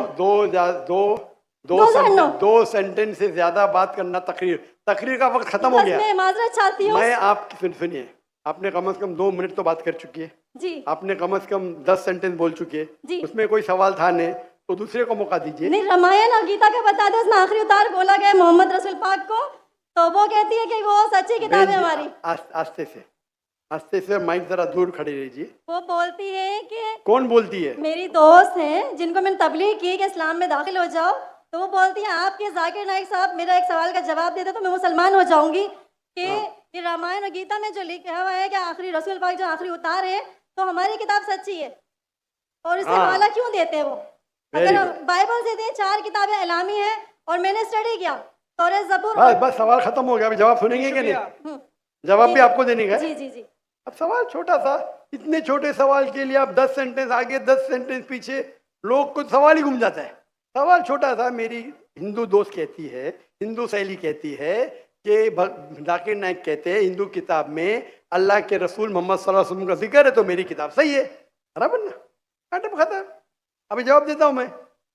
अगर कोई हिंदू कहता है कि अगर मेरी हिंदू किताब में मोहम्मद सल्लल्लाहु अलैहि वसल्लम का जिक्र है और मेरी हिंदू किताब सही है, तो आपको कहना चाहिए आपकी किताब इस पोर्शन जिसमें लिखा है कि मोहम्मद सल्लल्लाहु अलैहि वसल्लम आखिरी पैगंबर, वो 100% सही है। एक मैथमेटिक्स की किताब में 4 इक्वेशन है, एक में लिखा है 2 + 2 4, दूसरे जगह लिखेला 3 + 3 6, तीसरे जगह लिखेला 4 + 4 10। तो क्या तीनों चीज सही है? 2 चीज सही है, एक चीज गलत है। बराबर? हाँ कि नहीं? पहले 2 चीज सही है, 2 + 2 4, 3 + 3 6, 4 + 4 10 नहीं होता है, 8 होता है। अगर एक चीज सही है, जरूरी नहीं सब चीज सही है। उनको बोलिए जो चीज सही है हमको चेक करना पड़ेगा। कुरान की मानी है फुरकान, क्राइटेरिया टू जज राइट फ्रॉम रॉन्ग। कुरान से जो मिलता है हम उसे मानते, कुरान से जो नहीं मिलता है नहीं मानते। आपके भगवत गीता, आपके वेदा में लिखा है आखिरी पैगंबर मोहम्मद सल्लल्लाहु अलैहि वसल्लम में, बिल्कुल सही है, बिल्कुल सही है। लेकिन आपकी किताब में गलत चीज भी लिखी हुई है। आपकी किताब में जो लिखा है बुत परस्ती गलत है, वो सही है। आपकी किताब में लिखा है कि शराब पियो, वो गलत है। तो एक चीज सही होने का मतलब नहीं पूरी किताब सही है। हमारी पूरी किताब 100% कुरान सही है। आपकी किताब में मिक्सचर है, सही भी गलत। मिसाल के तौर पे मैं आपको एक ग्लास ऑफ पानी लेता हूं, उसमें 2 बूंद गटर का पानी डालता हूं आपके सामने, आपको पानी को पीएंगे? क्यों? दो बूंद, नॉट इवन 1%, 2 बूंद क्यों नहीं पीएंगे? क्यों नहीं पीएंगे? क्योंकि मिलावट है।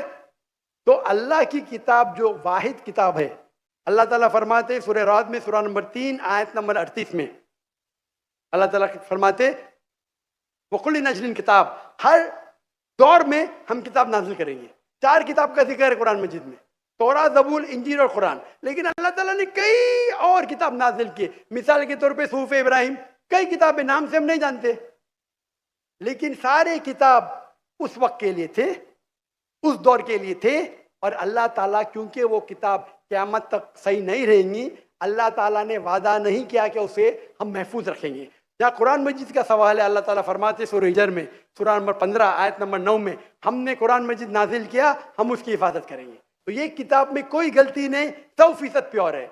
आपकी सहेली को कहो ये 100% की किताब की तरफ आओ जो सही है, और इंशाअल्लाह आपको निजात मिलेंगी। Last two questions. अगर कोई गैर मुस्लिम भाई हैं तो पहले उनका हक है, कोई अगर मौजूद हैं। हाँ वो मैं बताऊँ।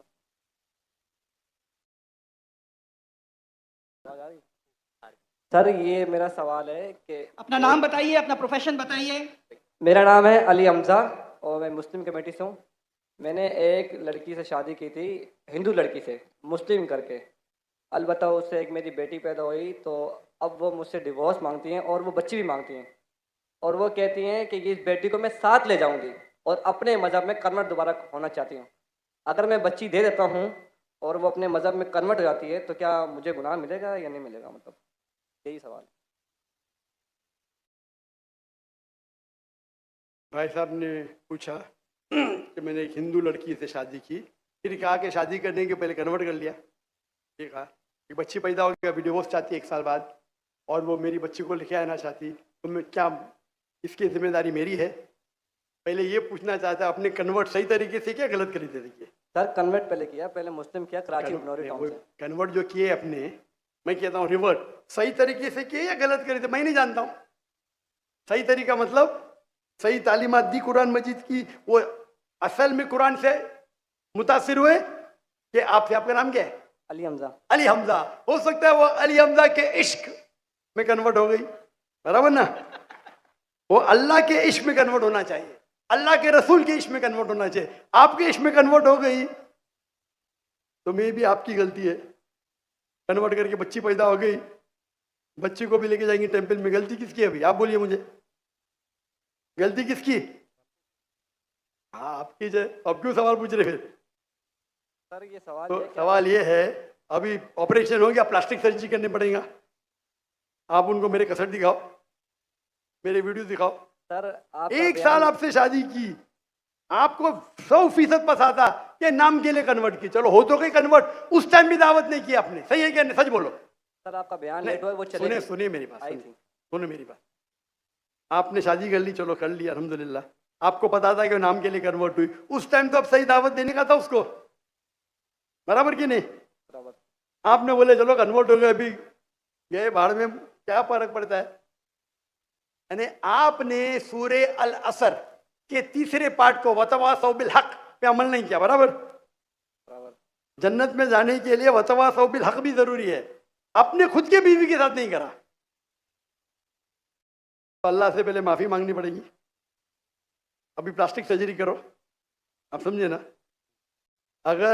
अगर आपकी बीवी डिवोर्स लेती है, मुझे पता नहीं पाकिस्तान में शरिया कोर्ट है क्या नहीं, लेकिन अगर शरिया के हिसाब से आपकी बीवी इस्लाम छोड़ नहीं सकती, अगर छोड़ती है तो आपके बेटी को नहीं लेके जा सकती, अगर वो मुस्लिम होती थी तो काजी फैसला करेगा बच्ची की उम्र क्या है, किसके हक में जाएंगे। लेकिन कोई भी काजी इस्लामिक कोर्ट में एक मुस्लिम लड़की को गैर मुस्लिम मर्द या औरत के पास नहीं भेज सकता। लेकिन सर कोर्ट तो उसके हक में फैसला कर रहा है ना। हाँ, कोर्ट पाकिस्तान का कोर्ट। पाकिस्तान का कोर्ट। मैं समझा पाकिस्तान तो शरीयत को फॉलो करती है। नहीं नहीं, मैं समझा, ऐसा नहीं। नहीं मैं समझा। मलेशिया में माशाल्लाह, मलेशिया बहुत से केसेस होते हैं। अगर कोई मुस्लिम बोला मुझे गैर मुस्लिम बनने का है, नॉट अलाउड, अलाउड ही नहीं है। क्या बोलेंगे, आपको काउंसलिंग की जरूरत है। काउंसलर, आपने एक बार तय कर दिया मुसलमान हूं अपनी मर्जी से तय कर दिया कि बोले मुझे गैर मुस्लिम बनने का है, कैसा बन सकते भाई? काउंसलिंग, 6 महीना काउंसलिंग, फिर से आएगा, फिर से काउंसलिंग। आप समझ रहे? जी सर। मलेशिया, इसीलिए मैंने मलेशिया चुना, समझे अपना। जी सर। आप कह रहे का इधर वो हिंदू मुस्लिम बन गए, मुस्लिम से फिर से हिंदू बन गए, और कोर्ट ने फैसला दिया कि तो Republic, Islamic Republic of Pakistan कैसा हुआ फिर ये? माफ करना, माफ करना, मैं मेहमान हूं गवर्नमेंट का। अगर मेहमान हूं तो हिदायत तो देना चाहिए ना। नहीं तो अल्लाह ताला बोलेंगे मेहमान बना दिया लेकिन हिदायत नहीं दी। कुछ हिदायत होती है अकेला देना, जो मैं मिल चुका हूं माशाअल्लाह, अकेला दे चुका हूं। अकेले में बेस्ट है, पब्लिक में सवाल है बोलना ही पड़ेगा। इस्लामिक अगर है, नाम का है तो छोड़ो, काम का है तो इस्लाम के अंदर इजाजत है ही नहीं। इस्लाम में मुस्लिम बन गए, अपने मर्जी से बने। अपने बंदूक तो नहीं रखा ना उसके सिर पे, बंदूक रखा तो फिर कैंसिल हो सकता है। लाइक मलेशिया में साबित कर दिया कि जबरदस्ती किए तो वापिस बन सकते हैं। बंदूक तो नहीं रखा ना? नहीं सर, बिल्कुल। है तो खलास, आपको जरा करने पड़ेगा। यहाँ के मलेशिया में there is the federal court and Islamic court माशाल्लाह। और मलेशिया में मुसलमान की तादाद सिर्फ 63%, 63%, लेकिन माशाल्लाह वोट बैंक है इस्लाम। तो जब मुझे 15 ममालिक से दावत आए आके यहाँ रहो, यहाँ रहो, वहाँ रहो, यार तहकी करूंगा ना मैं, बराबर कि नहीं? टंकी की चोट पे मेरे लिए खड़े रहते माशाल्लाह। 4 साल में 5 प्राइम मिनिस्टर माशाल्लाह। तो अगर इस्लामिक शरिया है तो शरीयतन अगर एक औरत जो मुस्लिम है गैर मुस्लिम बनती है तो इजाज़त है कि नहीं वो अलग बात है। बच्चे को तो लेके नहीं जा सकते, समझे अपना। यहाँ कुछ होंगे ना हायर कोर्ट, आपके लॉयर शायद स्ट्रांग नहीं होंगे। एक अच्छा इस्लामिक लॉयर करो, मैं भी लॉयर हूँ, मैं इस्लाम का लॉयर हूँ, समझे ना। मैंने मलेशिया में जो मेरे खिलाफ वहाँ के मिनिस्टर लोग ने मेरे खिलाफ बात की, टेररिस्ट का, मुझे मैंने कोर्ट में लेके गया उनको। 1.52 मिलियन रिंगिट यानी $320,000 मिले मुझे। अदल मिनिस्टर, मैं तो आम इंसान हूँ, समझे ना। मैंने सू कर दिया उनको, कैसा मुझे मेरे खिलाफ बात कर रहे हैं आप, डिफेमेशन केस। अल्हम्दुलिल्लाह अच्छे लॉयर करो। मैं तो, मेरे लॉयर अच्छे थे लेकिन मैं खुद, मेरी माशाल्लाह कोर्ट के अंदर में खुद मेरे लॉयर बोलते माशाल्लाह आपने क्या बात की, हमको तो बात करने की जरूरत ही नहीं पड़ी। पहली बार कोर्ट में मैंने बात किया, कमाई मिली $320,000। आप कन्वर्ट करो जरा कितना होगा, 10 करोड़ रुपया, 10 करोड़ रुपया मिला। सारे पैसे मैं डोनेट कर दिया फलस्तीन की कॉज के लिए, सारे पैसे। दुआ करता हूँ कि आपका हल हो, दुआ करता हूँ कि अल्लाह ताला आपकी मदद करे, आपके और आपके बीवी को हिदायत दे ताकि सही रास्ते पे आ सके। जी लास्ट क्वेश्चन सेंटर से मैं लेना चाहूंगा। लास्ट क्वेश्चन सेंटर से प्लीज। अपना नाम बताइए, अपना प्रोफेशन। अस्सलामु अलैकुम वरहमतुल्लाहि वबरकातुहू। मेरा नाम नुमानुल्लाह है, अपना परफ्यूम बिजनेस है मेरा अल्हम्दुलिल्लाह, और मेडिकल फार्मेसी में भी जॉब करता हूँ। मेरा सवाल कुरान से रिलेटेड है। जैसे कि मुसलमानों का ताल्लुक़ अमूमन रहता है, लेकिन रमज़ान की रातों में थोड़ा माशाल्लाह लेवल थोड़ा ज़्यादा हो जाता है ईमानी, इस वजह से कुरान से ताल्लुक़ भी थोड़ा ज़्यादा हो जाता है। लेकिन जिस तरह डॉक्टर इसरार अहमद साहब ने भाई क्या आप आगे वाले माइक के ऊपर तशरीफ ला सकते हैं ताकि लोग भी आपको देख लें और सवाल भी सही तरीके से हम सुन सकें।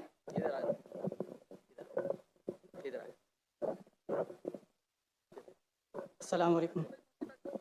मेरा नाम नुमानुल्लाह है, मैं अपना परफ्यूम बिजनेस करता हूँ और अल मदीना इस्लामिक रिसर्च सेंटर का स्टूडेंट भी हूँ।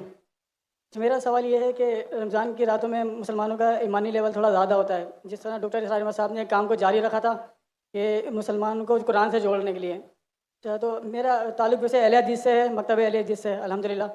तो अब मैंने जो विज़िट करा है और जो मेरा ताल्लुक़ भी रहता है इस हवाले से कि कुरान से जोड़ने के हवाले से मेरी मुलाकातें भी होती रहती हैं उनसे। तो अब इस तरह जिससे ज़्यादा से ज़्यादा हमें रमज़ान की रातों में जुड़ना चाहिए, जिस तरह तंजीम इस्लामी एक काम कर रही है माशाल्लाह रमज़ान की रातों में। तो तमाम मकातब फ़िक्र को कम से कम रमज़ानुल मुबारक में मुख्तसर सी तशरीह जिस तरह डॉक्टर इसरार ने शुरू करा था। सवाल पूछिए, आपका सवाल क्या है? मेरा सवाल ये है कि लोग ज़्यादा से ज़्यादा तिलावत की तरफ ही जाते रहते हैं, तो किस तरह हम कैसे जोड़ सकते हैं मुसलमानों को? हम एक दाई भी बनना चाहते हैं और हमारे लिए कोई आसान सी रहनुमाई फरमा दें जिस तरह हम फील्ड में भी काम कर सकें और मदारिस में भी काम कर सकें। जज़ाकल्लाह खैर। भाई साहब ने कहा कि किस तरीके से मुसलमान को कुरान से जोड़ सके रमज़ान में तिलावत। मैं तो करता हूँ, हर रोज़ करना चाहिए। क्यों रमज़ान में? ये ईमानी लेवल थोड़ा ज़्यादा होता है तो थोड़ा टाइम मिल जाता है तरावी के बाद। हम तो ईमान लेवल कम है उस टाइम जोड़ना चाहते हैं। जब ईमान लेवल कम में जोड़ेंगे तो ईमान लेवल हाई में जोड़ने की ज़रूरत ही नहीं, ऑलरेडी जुड़े रहिए। आपका करने का तरीका मेरा अलग है। भाई साहब आप जरा इधर आए ना। हाँ, आप पीछे यहाँ पीछे भाग रहे, माइक के पीछे, यहाँ भी आप इसके पीछे भाग रहे। आप अहले हदीस से जुड़े, तंजीम इस्लामी से जुड़े, खुद्दमुल कुरान से जुड़े, मैं भी सारे उधर से जुड़ा हूँ। डॉक्टर इसरार साहब का मैं भी फ़ैन हूँ माशाल्लाह।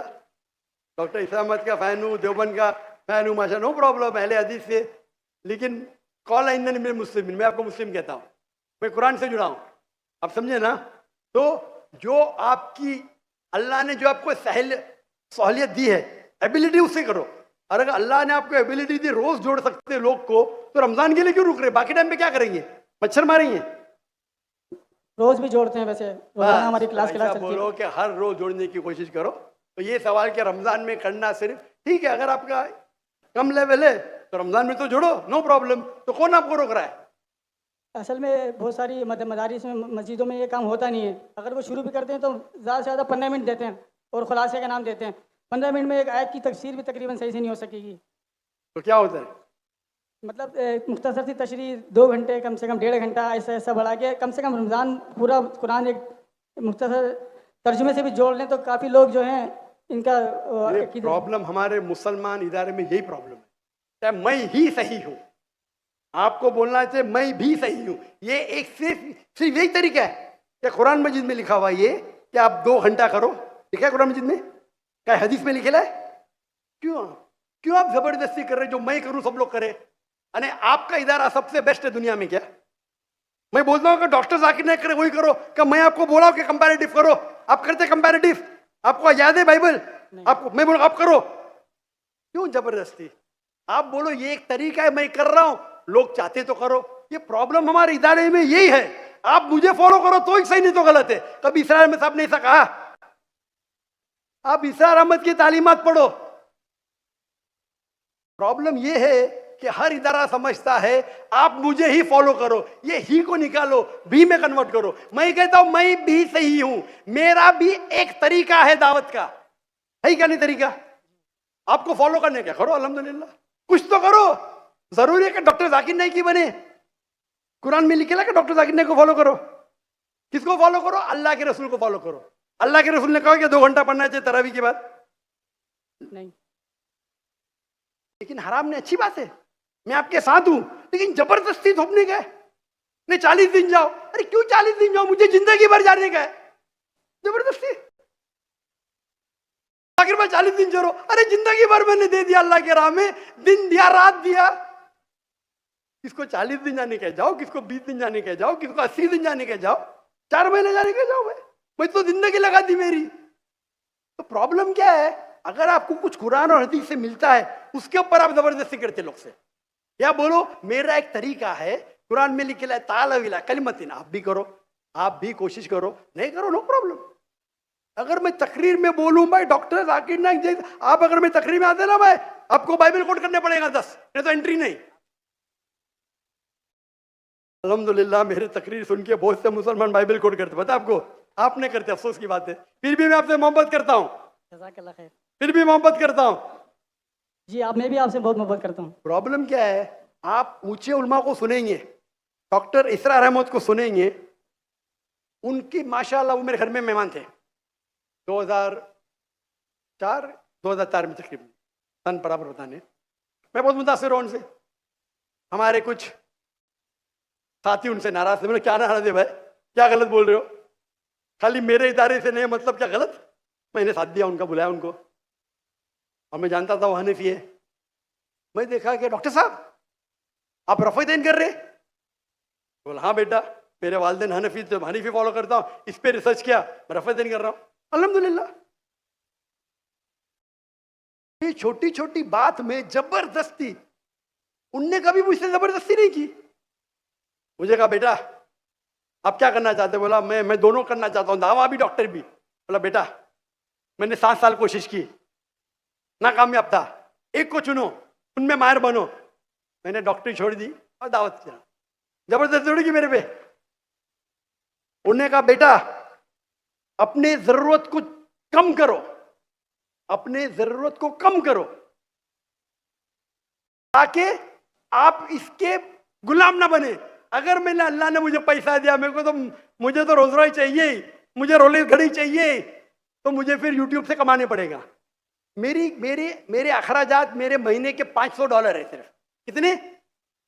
$500 काफी है मैं और मेरे बीवी को रहने के लिए महीने का। $500। वो बाकी अखराजात में दावती काम की, मैं प्लेन पे जाता हूँ इकोनॉमी क्लास से, मेरे पैसे से जाता हूँ। $500 वो दावती अखराजात ज्यादा है। मुझे जरूरत ही नहीं यूट्यूब से कमाने की। अल्लाह ताला मेरे झोली में डाल रहा है, करोड़ों रुपए डाल रहा है महीने के। प्रॉब्लम ही क्या है? डाल के टेस्ट कर रहा है मुझे, तो अल्लाह को पार्टनर बना दिया। मेजोरिटी अल्लाह के राह में, मेजोरिटी। मैं आपसे जबरदस्ती करूंगा, आप भी डालो 51%, क्या बोलेंगे आप? जितनी भी रिश्तेदार होगी मैं ये तो बोलूँगा। नहीं कब मेरे बेटे के, मेरा मैं बोलता नहीं कितना, 51% आप डालो। मेरी इल्तिजा है भाई, पहले रिच लोग तो डालो। मैं बोलता हूँ फर्ज नहीं है। प्रॉब्लम है क्या मैं ही सही हूं, ये मेरा तरीका ही सही है, क्या रमजान के बाद 2 घंटे तफसीर करना ही चाहिए? अगर कुरान मिलेगा तो करेंगे भाई। अरे किसको दुआ करने का है? जबरदस्ती आप करो, अच्छी बात है। मैं डॉक्टर साहब के साथ है, उनने कभी जबरदस्ती नहीं की। उन्हें जबरदस्ती की नहीं की। आपने कभी तकरीर में सुना अरे बाकी मदारिस नहीं कर रहे, मैं ही सही कर रहा हूं? सुने कभी इसरा अहमद को? आप लोग डॉक्टर इसरा अहमद को फॉलो कर रहे, उनको बदनाम कर रहे, क्यों? बदनाम नहीं कर रहे, कहने का मेरे हिसाब से तो बदनाम कर रहे भाई। नहीं, मैं भी उनका स्टूडेंट हूँ। ऐसा नहीं कर। अरे भाई मैं भी कुरान को कर रहा हूँ, मैं तकरीर, मेरे बेटे ने आज तकरीर की, कुरान मजीद को समझ के पढ़ो। ये डॉक्टर साहब का मौजूद था कि नहीं? जी जी। उनने कायम की क्या ना इदारा? जी। वो अरबी जबान से बाहर ने खुद सीखा ना, कोई दारुल उलूम में गए नहीं ना। नहीं। हमने कोशिश की कि हमारे तीनों बच्चे को बचपन से अरबी सिखाए और अंग्रेजी दोनों। मैं नहीं जानता हूं बच्चे को सिखाया कि नहीं। वो उर्दू पे महारत नहीं रखता है, उसकी महारत है अरबी और अंग्रेजी। बैचलर अरबी में करे, अरबी लुगा फुसा है उसकी। जबरदस्ती करूंगा, आप भी करो है। मैं मिसाल पैदा करो। हमारा फतवा होना चाहिए मैं भी सही हूं, मैं ही सही हूं नहीं। ये निकाल दो आपके दिमाग में से मैं ही सही हूं। जज़ाकल्लाह खैरन सर। हमारा जिंदगी का मकसद होना चाहिए अल्लाह के रसूल, इदारे की तरफ नहीं। मैं मेरे आपको कौल इन्ननी मुस्लिम, अपने बोले मैं अहले हदीस से हूँ, मैं इस्लाम, मैं भी इस्लाम जानता हूँ, मैं भी अहले हदीस से हूँ, मैं देवबंद से हूँ, हम लोग बरीवी लोग ना कोई मानते, मैं सबका हूँ माशाल्लाह। लकब से मुसलमान हूँ, मोहब्बत सबसे करता हूँ, सारे उल्मा से मोहब्बत करता हूँ। अगर अल्लाह और अल्लाह के रसूल के राह में देते इख्तिलाफ भी होगा फिर भी मोहब्बत करता हूँ। फिर कुरान की आयत है कि मैं ही से यूं ऐसा ही करो, क्यों ऐसा? ये पाकिस्तान में बहुत है, हिंदुस्तान में भी है, पाकिस्तान में ज्यादा है। आप हटो जरा, कुरान को पढ़ो। अगर आप कुरान तर्जुमे से पढ़ते, तर्जुमे में लिखा है, तर्जुमे में क्या लिखा है? सूरह फुसिलत में सूरा नंबर 41 आयत नंबर 34, अगर आपके दुश्मन आपसे कुछ गलत करते हैं, ईविल करते हैं, उसका बदला अच्छा दो, ताकि वो दुश्मन आपका दोस्त बने। बराबर की नहीं? आपके कितने दुश्मन आपके दोस्त बन गए? आपके दुश्मन ही नहीं है, बराबर ना? नहीं है, काफी दुश्मन है। इंशाअल्लाह अल्लाह से दुआ करते हम सबको हिदायत दे और हम अल्लाह की किताब पे अमल करें अल्लाह के रसूल की हदीस पे अमल करे और इंशाअल्लाह अल्लाह हम सबको इंशाअल्लाह जन्नत में खाए। आखिर दावा